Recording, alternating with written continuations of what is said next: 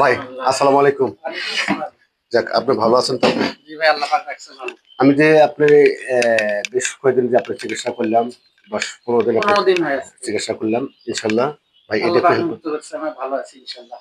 যাক, আমার জন্য একটু দোয়া করবেন ইনশাল্লাহ। অবশ্যই ইনশাআল্লাহ। আর আমি যেন আরো ভালোভাবে যেন চিকিৎসাগুলো করতে পারি। ইনশাআল্লাহ। আজকে আপনার শেষ চিকিৎসা, আমি এই তেল পাক দিলাম।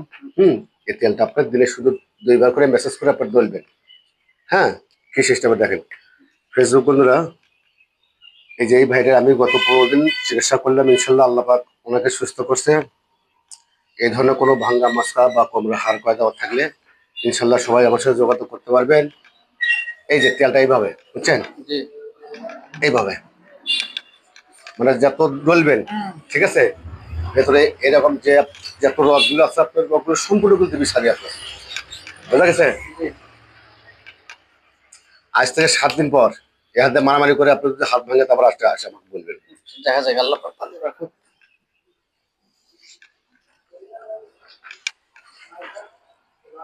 যাক, ইনশাল্লাহ আপনার একটু হাতটা ঢিল দেন, একটু ঢিল দেন।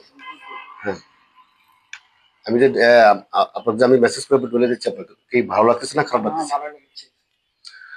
ফেসবুক বন্ধুরা, ইনশাল্লাহ এনার জন্য সবাই আপনারা দোয়া করছিলেন।